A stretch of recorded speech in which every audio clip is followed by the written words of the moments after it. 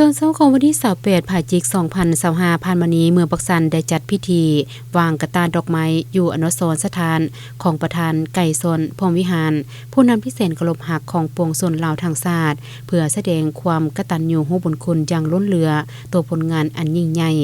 ท่านประธานไก่สนพรหมวิหารเป็นผู้นำพาพ่อแม่ประชาชนบรรดาเผ่าโตสู่กูศาสตร์จนสามารถญาติได้ศาสนาอันยิ่งใหญ่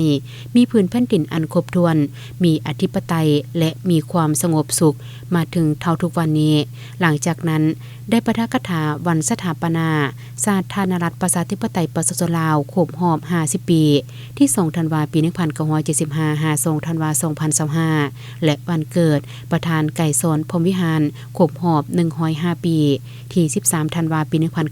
1920 53ธันวาคม2025อยู่ที่สโมสรของเมือง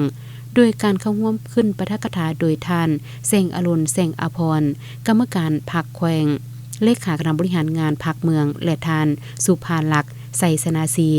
คณะประจำพรรคเมืองหัวหน้าคณะจัดตั้งเมืองมีคณะพรรคคณะนำพนักงานนำพาพนักงานหลักแหล่งปกสปกสทุกโครงเขตเวกงานและองค์การปกครองบ้านในบ้านภายในเทศบาลเมืองปักสันเข้าร่วมรับฟังโอกาสนี้ท่านได้ยกให้เห็นประวัติหมู่เสือและความหมายความสำคัญของวันศาสตร์ที่2ธันวาซึ่งศาสตร์ลาวเป็นศาสตร์หนึ่งที่มีประวัติศาสตร์อันยาวนานหลายพันปีมีหมู่เสือสง่าองอาจแห่งการต่อสู้ต้านการหุกหานของศัตรูจากภายนอกโดยสืบทอดหมู่เสืออันองอาจของบรรพบุรุษประชาชนลาวบรรดาเผ่า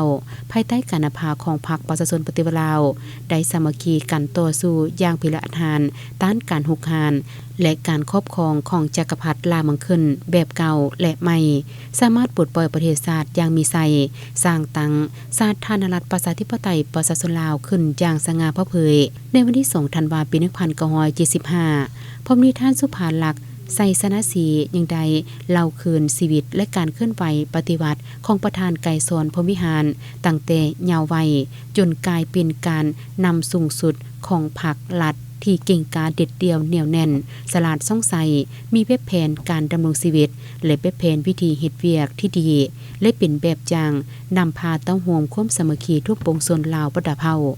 ทั้งนี้ก็เพื่อเป็นการหวนคืนหมู่เสือและแนวใช้ศึกษาโฮมการมนุษยเฮ็ดให้สมาชิกพรรคพนักงานนักเรียนนักศึกษาซื่อสู่น้ำใจรักชาติเอกราชเป็นเจ้าตนเองสร้างความเข้มแข็งด้วยตนเองตั้งหน้าคนครัวห้ำเฮียนเอาคุณสมบัติศีลธรรมปฏิบัติและแบบแผนการดำรงชีวิตของประธานไก่สนพรหมวิหารเพื่อนำไปพันขยายเข้าในการปฏิบัติหน้าที่เวกงานของตนก็คือภารกิจปกปักรักษา